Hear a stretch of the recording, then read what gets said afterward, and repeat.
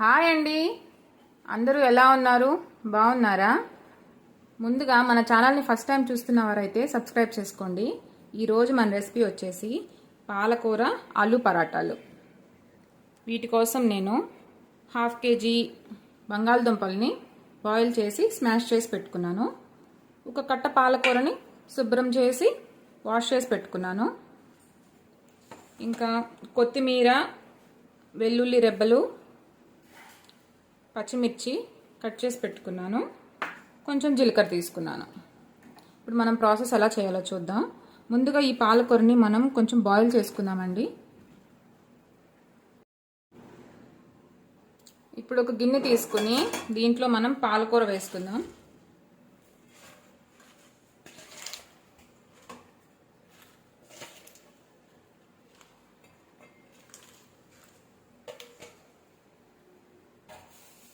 ఈ పాలకూరని కట్ చేయలేదండి, డైరెక్ట్గానే వేసాను.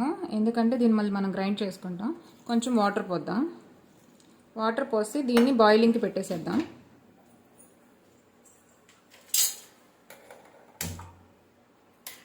దీనిపైన మూత పెట్టుకుందాం. ఇది బాయిల్ అయ్యేసరికి మనం ఈ ఆలూని కొంచెం తాలింపు వేసుకుందాం. మనం స్టవ్ మీద బాండీ పెట్టుకుని స్టవ్ ఆన్ చేసుకుందామండి. స్టవ్ ఆన్ చేసుకుని కొంచెం ఆయిల్ వేసుకుందాం. కొంచెమే వేసుకోండి, ఎందుకంటే మళ్ళీ మనం ఈ తాలింపులో ఆయిల్ ఎక్కువైతే మన పరాటాలు సరిగ్గా రావండి. అందుకని కొంచెమే వేసుకోండి ఆయిల్. ఈ ఆయిల్ కొంచెం హీట్ అవనిద్దామండి. ఆయిల్ హీట్ అయిందండి. దీంట్లో మనం ముందు జీలకర్ర వేసుకుందాం. 1 స్పూన్ ఉంటుందండి ఇది జీలకర్ర.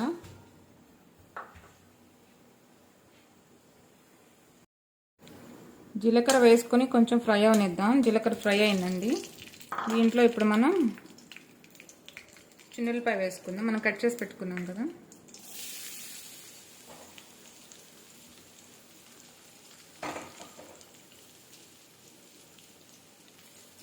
చిన్నులపాయని ఫ్రై అవనిద్దామండి.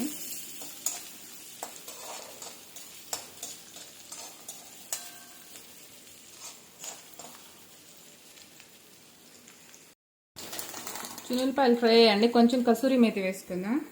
దీనివల్ల టేస్ట్ చాలా బాగా వస్తుంది, మంచి స్మెల్ వస్తుంది.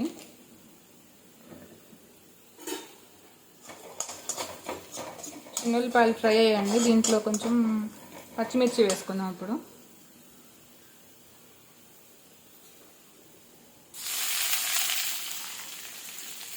పచ్చిమిర్చి వేసుకొని కొంచెం ఫ్రై అవనిద్దాం.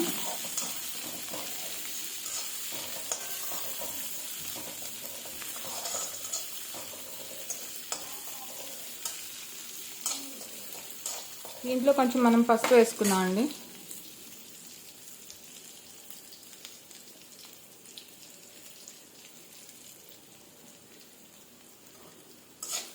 ఇదంతా బాగా కలుపుకొని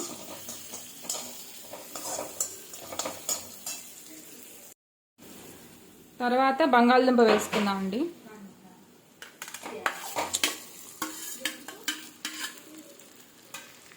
బాగా కలుపుకుందామండి. దీన్ని బాగా మొత్తం కలిసేలాగా కలుపుకుందాం. ఇది మొత్తం కలుపుకున్నాక దీంట్లో కొంచెం కొత్తిమీర వేసుకుందాం అండి.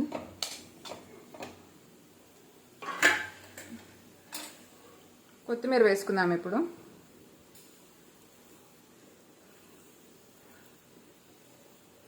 కొత్తిమీర వేసుకుని బాగా కలుపుకుందామండి.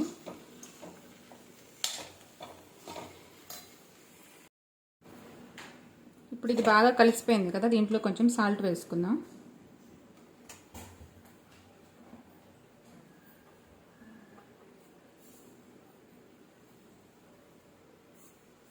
మీకు టేస్ట్కి సరిపడా వేసుకోండి. ఇప్పుడు ఇదంతా కలిసేలాగా బాగా కలుపుకుందాం.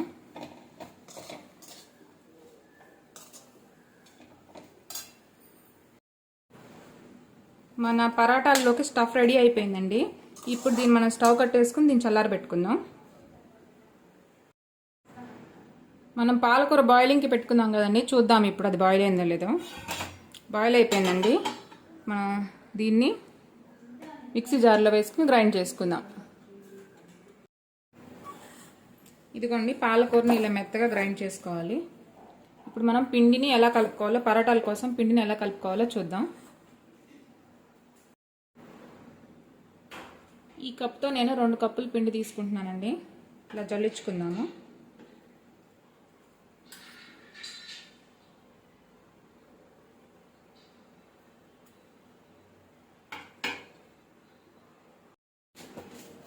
ఇప్పుడు దీంట్లో సాల్ట్ వేసుకుందామండి. సాల్ట్ మీరు పిండికి సరిపడా వేసుకోండి.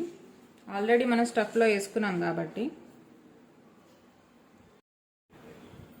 ఇప్పుడు ఈ పిండిలోకి మనం గ్రైండ్ చేసి పెట్టుకున్న పాలకూరను వేసుకుందాము. పిల్లలు ఆకుకూరలు సరిగ్గా తినరు కదండి. ఇలా చేసి పెట్టడం వల్ల వాళ్ళకి అందాల్సిన పోషకాలు అందుతాయి, టేస్ట్గా కూడా ఉంటాయి, ఇష్టంగా కూడా తింటారు. ఇది మొత్తం దీంట్లో వేసుకుని పిండిని బాగా కలుపుకుందాం.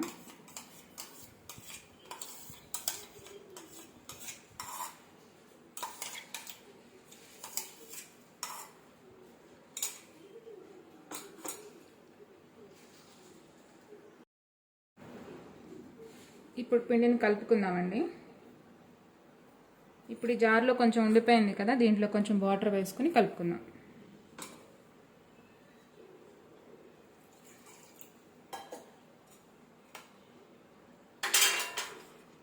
ఈ వాటర్ని దీంట్లో వేసుకుని కలుపుకుందాం. ఇప్పుడు పిండిని అంతా బాగా కలుపుకుందామండి.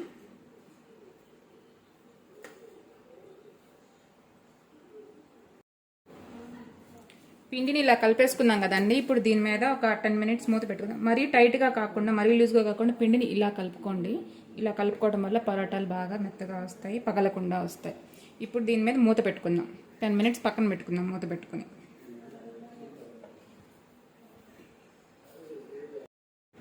మనం పిండి పక్కన పెట్టుకున్నాం కదండి, కలుపుకున్న పిండిని.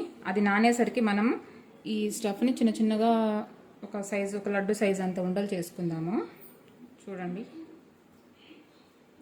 ఈ సైజ్ చేసుకుందామండి. ఇలా ఇదంతా ఉండలు చేసి పెట్టుకుందాం.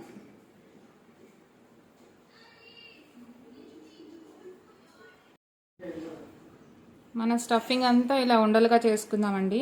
ఇప్పుడు మనం పిండి కూడా ఇదే సైజు ఉండలు చేసుకుందాం. మన పిండి నానిందో లేదు చూద్దాం. మన పిండి నానిందండి. ఇప్పుడు దీన్ని కూడా ఇదే సైజు ఉండలుగా చేసుకుందాము. చూడండి, ఇలా ఉంటే పిండి పరోటాలు చాలా స్మూత్గా వస్తాయి, పగలకుండా వస్తాయి.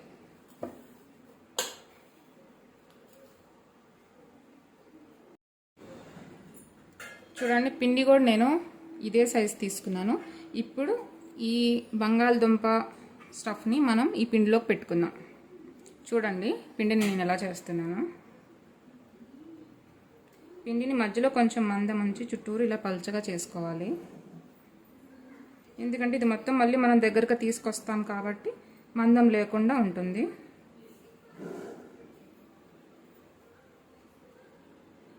ఇలా చేసిన దాన్ని మధ్యలో ఈ పిండి ఇది ఇలా పెట్టుకోవాలి, బంగాళదుంప మిశ్రమాన్ని. దీన్ని మనం ఇలా క్లోజ్ చేసుకోవాలి.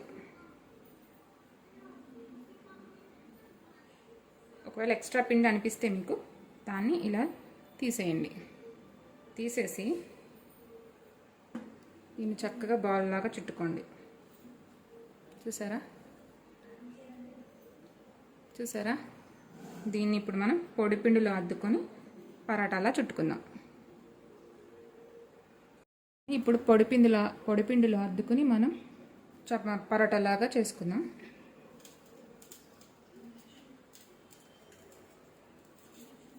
పొడిపిండిలో అద్దుకొని దీన్ని ఇలా చేసుకుందాము. ఇలా రౌండ్గా చేసుకోవడం వల్ల ఈవెన్గా అంతా స్ప్రెడ్ అయ్యి మనకి పగలకుండా నీట్గా వస్తుంది. ఇప్పుడు దీన్ని మనం పరోటాలా చేసుకుందాం. చూడండి,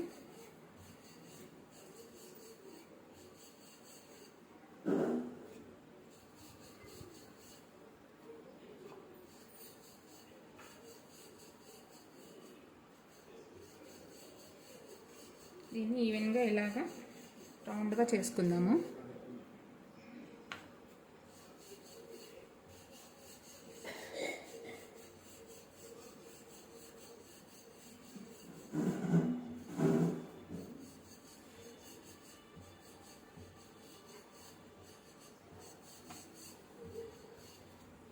చూడండి అయిపోయింది.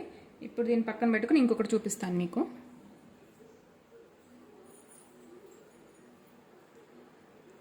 ఇప్పుడు చూపిస్తున్నాను మీకు. సేమ్ మనం ఇందాక ఎలా చేసుకున్నాం అలాగే చేసుకోండి.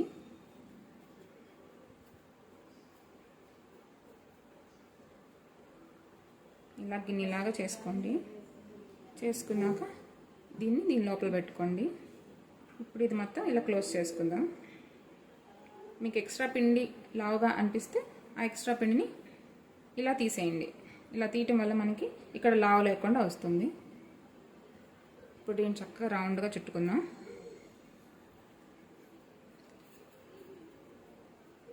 చూడండి, దీన్ని ఇప్పుడు మనం పిండిలో నుంచి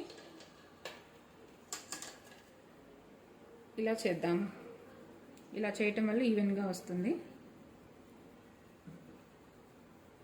ఇప్పుడు మనం చపాతీ కర్ర పెట్టి రుద్దుకుందామండి.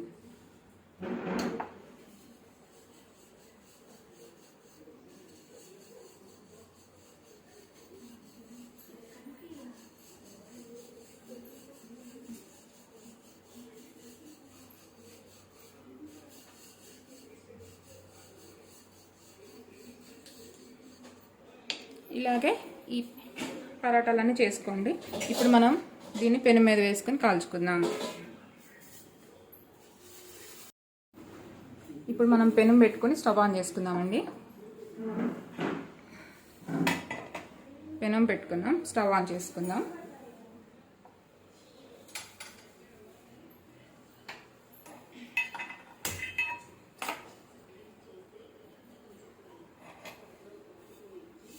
పెనం హీట్ అవనిద్దామండి. పెనం వేడెక్కిందండి. ఇప్పుడు మనం పరాటాను దీని మీద వేసుకుందాం.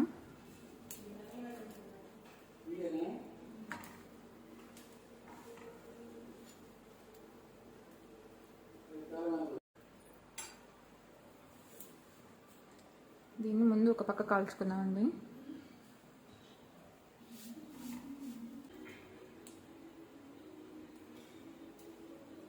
దీన్ని ఇంకో వైపు తిప్పుకుందాం. ఇప్పుడు చూసారా, దీంట్లో నెయ్యి వేసుకుందాం. మీ ఇష్టం అండి, మీకు నెయ్యి ఇష్టం లేకపోతే ఆయిల్ అయినా వేసుకోండి, బటర్ అయినా వేసుకోండి. కానీ నెయ్యి కానీ బటర్ కానీ వేసుకుంటే టేస్ట్ చాలా బాగుంటుంది ఆయిల్ కంటే. నెయ్యి అయితే పిల్లలకి హెల్తీ కూడా అండి. బటర్ అయినా నెయ్యి అయినా. ఇటువైపు కూడా కొంచెం నెయ్యి వేసుకొని కాల్చుకుందాం.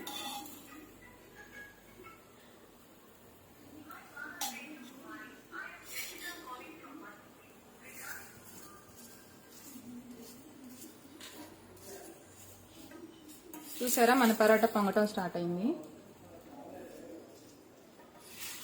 దీన్ని ఈ వైపు తిప్పుకుందాం. దీన్ని బాగా ఎర్రగా కాల్చుకుందామండి రెండు వైపులా.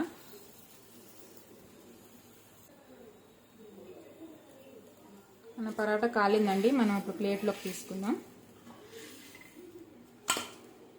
ఇప్పుడు ఇంకో పరోటా వేసుకుందాం.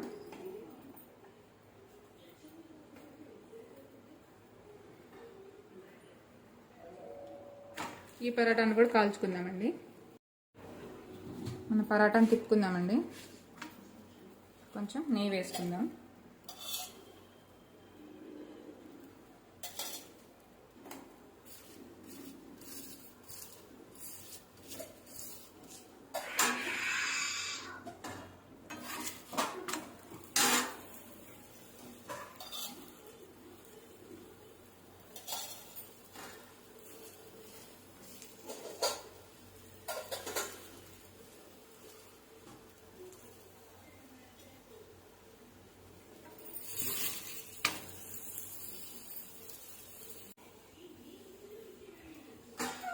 మన పరాటాను ప్లేట్లోకి తీసుకుందామండి. ఇదిగోండి, మన పాలక్ ఆలు పరాటాలు రెడీ అయిపోయినాయి. చూడండి, గ్రీన్గా ఎంత బాగుందో చూడండి. పిల్లలు కూడా చాలా ఇష్టంగా తింటారండి. మీరు కూడా ఒకసారి ట్రై చేయండి. ఇది పెరుగు, దీంతో పాటు కాంబినేషన్గా పెరుగు అయినా టమాటో పచ్చడి అయినా చాలా బాగుంటుంది. ఒకసారి మీరు కూడా ట్రై చేయండి. నా వీడియో నచ్చినట్లయితే లైక్ చేయండి, షేర్ చేయండి, సబ్స్క్రైబ్ చేయండి.